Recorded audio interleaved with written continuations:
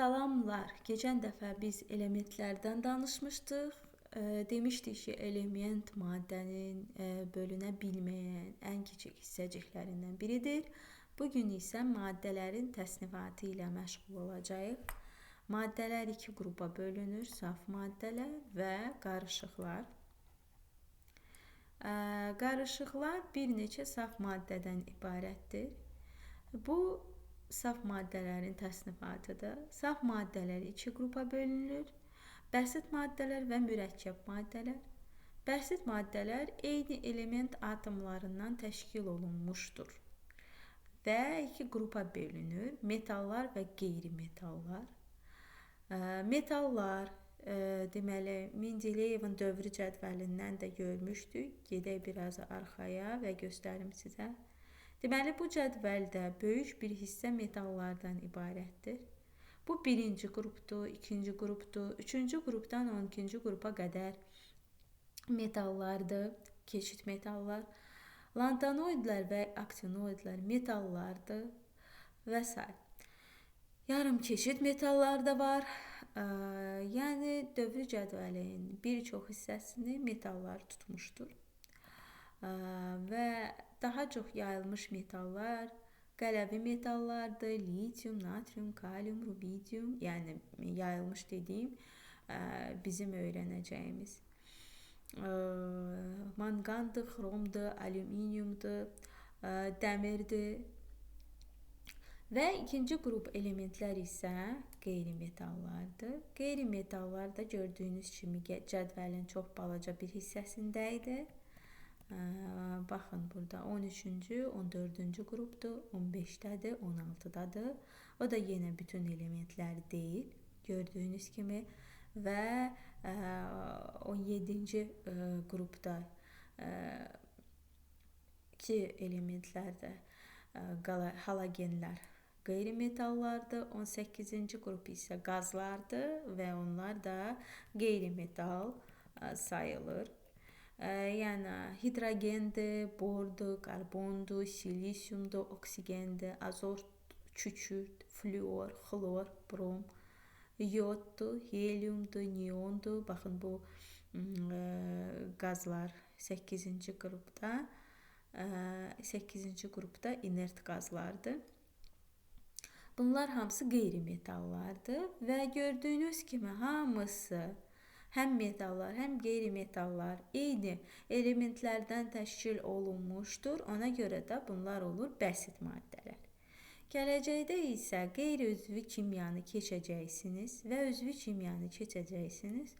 Onlar mürəkkəb maddələrdir. Yəni, bəsit maddələr bir-biri ilə birləşib hansısa maddə yaradır. Məsələn, deyək ki, HNO3. Baxın, bunun tərkibində bir neçə dənə bəsit maddə var. Yəni, bəsit maddə deməyək, elementlər var. Hidrogen də var, azot da var, oksigen də var. Ona görə də bu nə olur? Mürəkkəb maddə. Mürəkkəb maddə və qeyri-üzvü maddələrə aid olur. Nə olur? Bu turşu. Bunların hamısını gələcəkdə keçəcəksiniz. Və ya kuprum O deyək ki. Kuprum O nə olur? Oksid olur. Bu da iki dənə elementdən ibarətdir. Mis və oksigen. Ona görə də nə oldu? Ona görə də mürəkkəb maddə oldu. Məsələn, deyək ki, natri OH. Natrium OH yenə də 3 elementdən ibarətdir. Natrium metalı, oksigen qeyri-metal, hidrogen qeyri-metal və birlikdə onlar nə yaratdı? Əsas yaratdı. Və duzlar isə deyək ki, natrium NO3, baxın, HNO3 turşusunun duzu. H-ın yerinə nə gəldi? Metal gəldi. Bu da oldu nə? Duz. Və gördüyümüz kimi burada da bir neçə dənə element var. Natrium var, azot var və oksigen var. Ona görə də bu da oldu mürəkkəb maddələr və qeyri-üzvü maddələrə aiddir. Qeyri-üzvü maddələrin klassifikasiyasına baxın. Oksidlərə bölünür, əsaslara, turşulara, duzlara. Gələcəkdə bunların özünün də növləri vardır. Məsələn, əsasi oksid, turşu oksid, amfoter oksid və s. Bunları da keçəcəksiniz. Üzvü maddələr isə karbondan əmələ gələn maddələr üzvü maddələrdir. Üzvü maddələr yəni təbiətdə, canlı orqanizmlərdə tapılan maddələrdir, amma onlar süni yolla da alınırlar. Məsələn, deyək ki, karbonlu dedim bütün maddələr, amma CO2 üzvü maddə deyil, CO üzvü maddə deyil və karbon turşusu H2CO3 bu da üzvü maddə deyil. Amma misal üçün deyək ki, qarışqa turşusu HCOOH bu nədir? Bu üzvü maddədir. Maddələrlə saf maddələr dedik ki, iki qrupa bölünür. Bəsit və mürəkkəb. Bəsit bir növ elementdən ibarətdir. Metallara və qeyri-metallara bölünür. Dövrü cədvəldə baxın və vacib olan elementləri əzbərləyin. Mürəkkəb maddələr isə üzvü və qeyri-üzvü maddələrə bölünür. Üzvü maddələrin də funksional qrupları var. Məsələn, üzvü turşular var, peptidlər var, amidlər var, aminlər var və s.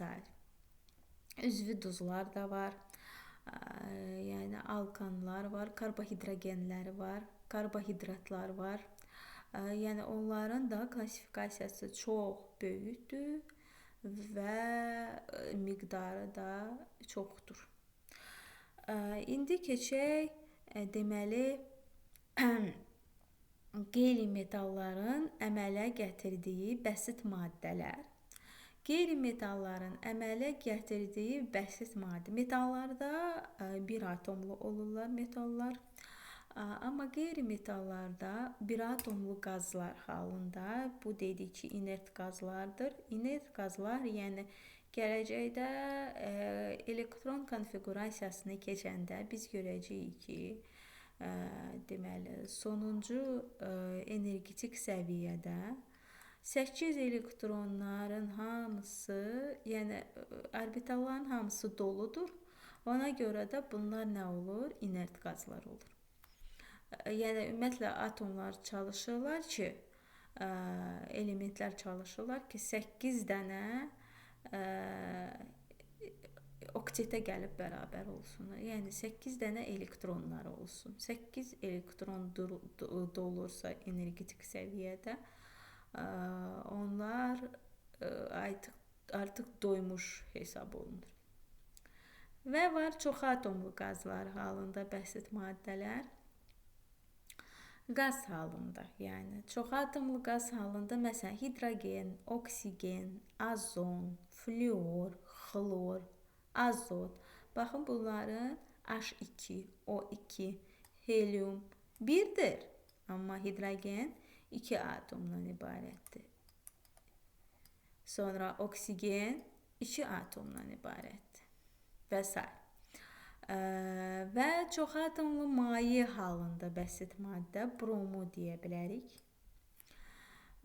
Çox atomlu bərk halda bəsit maddə, məsələn P4, fosfor 4, ağ fosfor yadınızdadırsa əgər və yadınızdadırsa onun allotropik modifikasiyası var. Qara fosfor və qırmızı fosfor.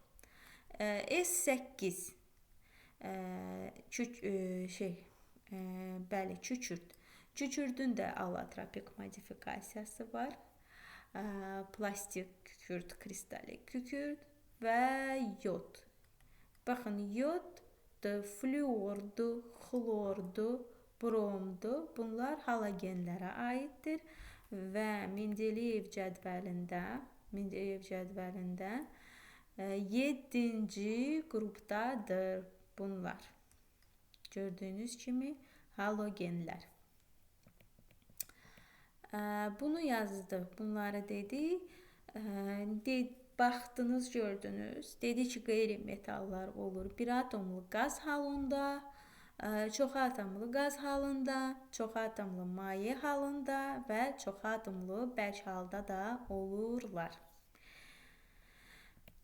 Keçək qarışıqlara. Qarışıqlar da iki cür olur. Homogen qarışıqlar və heterogen qarışıqlar. Homogen qarışıqlar, yəni bir-birinə elə qarışırlar ki, onun qarışıq olduğunu bilmirsən. Məsələn, suda duzu həll etsək, o olur homogen qarışıq. Çünki duzu həll edirik və orada heç nə görünmür. Və ona görə də biz bilirik ki, bu nədir?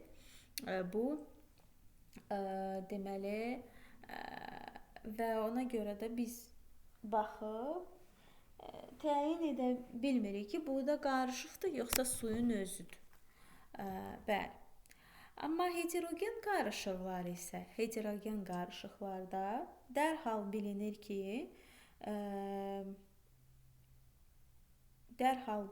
ki, bu qarışıqlar bu saf maddə deyil, qarışıqdır. Və ona görə ki, saf maddə deyil, qarışıqdır. Nəyə görə? Çünki yəni bir halda deyil. Məsələn, deyək və 3 qrupa bölünürlər heterogen qarışıqlar. Heterogen qarışıqlar olur emulsiya şəklində, suspenziya şəklində və kolloid şəklində. Məsələn, südün özü heterogen qarışıqdır və emulsiyadır. Nəyə görə? Çünki onun tərkibində zolaqlar da var, su da var və yağ parçaları da var. Ona görə də bu emulsiya adlanır. Və yəni emulsiyanın tərkibində bir neçə dənə maye olur. Adətən onlar bir-birində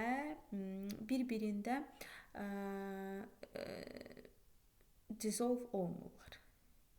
Həll olmurlar. Amma belə bir maddələr var, emulqatorlar. Baxın, emulsiya sözündən əmələ gəlir.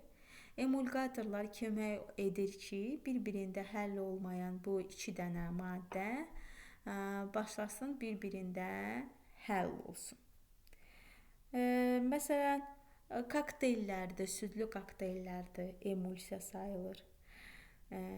Üz üçün kremlərdə emulsiya sayılır və s. Bu emulsiyalar idi. Deməli, suspenziya da heterogen qarışıqların növüdür. Suspenziyada deməli asılqan vəziyyətdə olur. Deməli, mayedir və bərk maddə mayenin içində asılqan vəziyyətdə olur. Məsələn, deyək ki, qum suda nə olur? Suspenziya olur. Çünki qumun hissəciklərini biz suda görürük. Belə. Və ya misal üçün nəyi deyək ki, hansısa bir kükürdü atmışıq suyun içinə. Bu oldu nə? Suspenziya. Və kolloid məhlullar. Kolloid məhlullara aiddir, deyək ki, kraxmal. Yəni nişasta, suda nişasta kolloid məhlullara aiddir. Çox kiçik zərrəciklər halında suyun tərkibində və ya həll edicinin tərkibinə yayılmışdır. 1-1000 nanometr arası olur kolloid məhlullar. Onlar çökmürlər də qravitasiya gücünün nəticəsində. Ona görə də suspenziyada sayılmırlar. Çünki suspenziyada məsələn qum suda həll olub, qum çökür. Çünki onların nədir?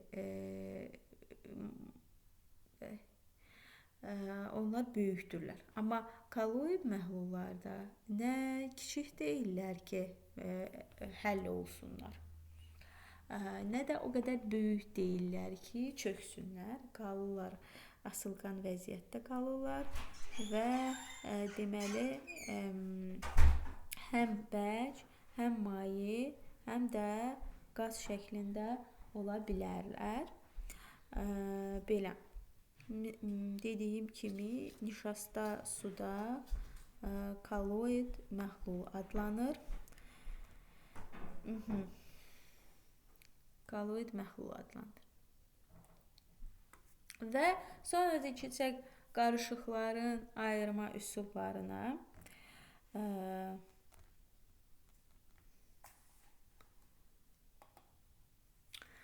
Bəli, qarışıqların ayrılma üsuluna keçməzdən əvvəl onu da deyim ki, suspenziyalarda zərrəciklərin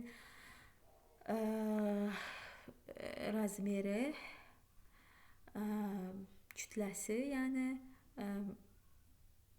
kolloidlərdən daha böyükdür. 1 mikrometrdən tutmuş bir neçə millimetrə qədər ola bilər. Həll olan maddənin təbiətindən asılıdır. Qarışıqlar da bir neçə üsulla ayrılır. Dediyim kimi qarışığın növündən asılıdır. Nə bir-birinə qarışıb, hansı fiziki xassələrə malikdir onun tərkibindəki saf maddələr. Bundan asılı olaraq bir neçə növ ayrılma üsulu var.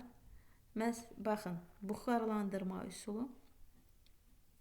Buxarlandırma üsulu, misal üçün, daha çox homogen məhlullara aiddir. Homogen məhlullarda, məsələn, dediyimiz kimi duzla suyu necə ayırmaq olar? Belə görünüş olaraq baxırıq və anlaya bilmirik ki, əslində orada duz həll olunub. Daha çox duz həll etsək, bəlkə də biraz bulanıq olduğu üçün deyə bilərik ki, bu saf su deyil, nəsə qarışıb tərkibinə. Amma əgər az miqdardadırsa, biz onu müəyyən edə bilməyəcəyik. Duzu sudan necə ayıraq? Biz onu buxarlandıra bilərik. Deməli, su mayedir, buxarlanacaq 100 dərəcədə və deməli, yerdə nə qalacaq? Yerdə duzumuz qalacaq. Kristallaşdırma üsulu bir növü buxarlandırma üsuluna yaxın bir prosesdir. Kristallaşdırma üsulu necə istifadə olunur? Məsələn, deməli, 2 dənə maddədir. Elə bir həll edici götürmək lazımdır ki, o müəyyən bir temperaturda yaxşı həll eləsin. Amma temperatur düşdükcə həll olma azalsın. Və deməli, bu maddəni başlayırlar həll edicidə qızdırırlar və o həll edicidə həll olur. Sonra isə soyutduqca nə olur? Həll olan maddə kristallaşır və bərk halda yığılır. Sonra onu elə sudan süzüb ayırmaq olar. Belə. Bu misal üçün elə maddələr üçün istifadə olunur ki, daha çox üzvi kimyada istifadə olunur. Yəni həmin maddənin kristalını daha yaxşı kristal almaq üçün, daha böyük kristallar almaq üçün bu üsuldan istifadə olunur.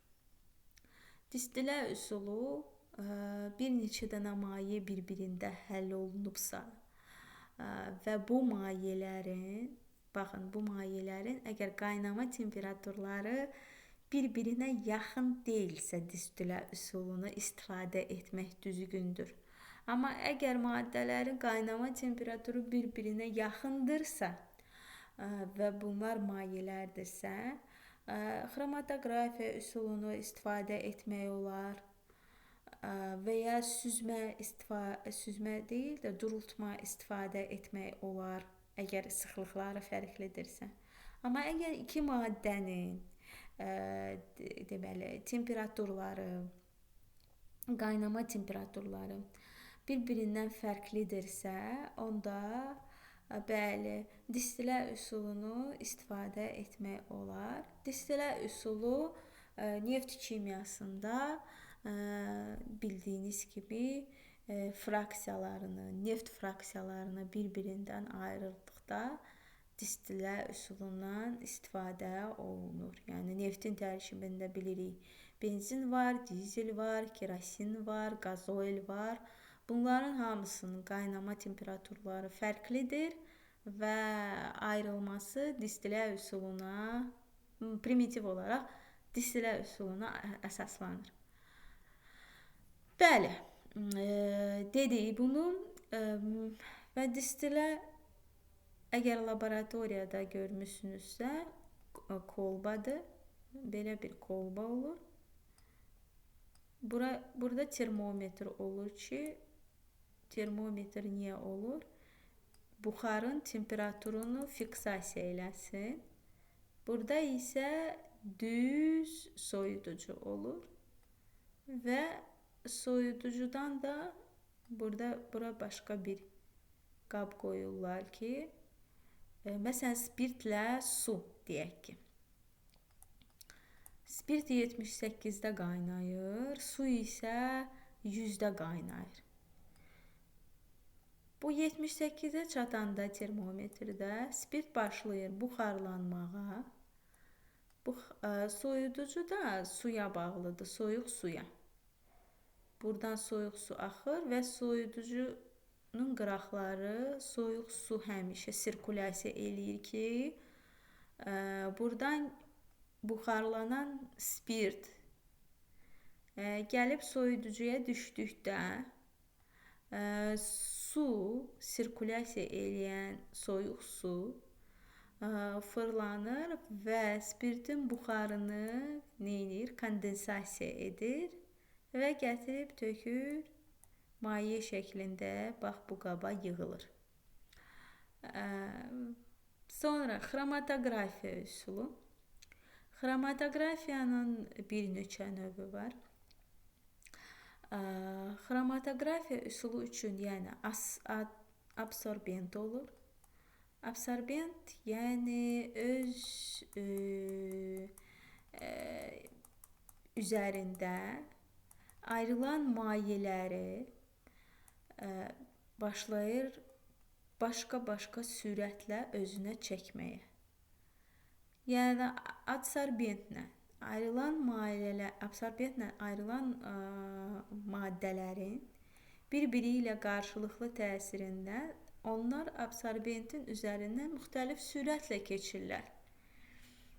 Və bu absorbentin polyar, daha doğrusu maddələrin polyar və ya qeyri-polyar olmağından asılıdır. Və eyni zamanda xromatoqrafiyanın bir neçə növü var. Məsələn, var qaz xromatoqrafiyası var, thin layer xromatoqrafi var, yəni kağız üzərində xromatoqrafiya. Var high performance liquid xromatoqrafiya. O mayeləri ayırmaq üçündür. Qaz xromatoqrafiya qazları ayırmaq üçündür. Dediyim kimi, absorbentin üzərindən maddələrin təbiətinə görə necə, hansı sürətlə keçməyindən asılıdır. Polyardırmı, qeyri-polyardır? Süzmə üsulu nədir? Süzmə üsulu qıfdır. Belə bir qıf olur. Və deyək ki, bərk maddədir və sudur. Deməli, bərk maddə və su nə olur? Misal üçün, deyək ki, gillə su. Gil qalacaq qıfda, su isə düşəcək bu bankamıza. Bu süzmə üsuludur. Durultma üsulu, yəni əgər deyək ki, maddələrimizin sıxlıqları fərqlidirsə, onda durultma üsulu ilə etmək mümkündür. Durultma üsulu ayrıcı qıf var. Ayrıcı qıf isə Yəni belə bir şəkildə olur. Və deməli deyək ki, yağla suyu qarışdırırıq. Yağla suyu qarışdırırıq və onlar iki yerə bölünür. Çünki yağla suyun sıxlıqları fərqlidir. Suyun sıxlığı təxmini 1-ə bərabərdir. Yağınki isə 0,890 neçə və s. Amma sudan aşağıdır. Sudan aşağı olduğu üçün onun sıxlığı yağ çıxır suyun üzərinə və ayrıcı qıfı açanda birinci suyu süzürük. Sonra burada o xətti görülür, fazaların arasındakı xətti və yağa çatanda biz qıfı bağlayırıq. Yağ qalır qıfın içində. Və maqnitlə təsir etmək isə bu hər bir metallar üçün istifadə olunur və hər bir metal üçün deyil, maqnitləşdirilmiş, yəni maqnitə yapışan metallar üçün istifadə olunur. Bu metallar kobalt, nikel və dəmirdir. Yəni əgər misal üçün toz şəklində dəmir və deyək ki, qrafitdirsə, qrafiti dəmirdən necə ayıraq?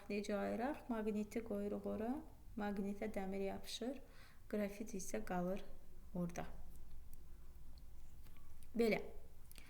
Və bu mövzunun bir neçə məsələləri var.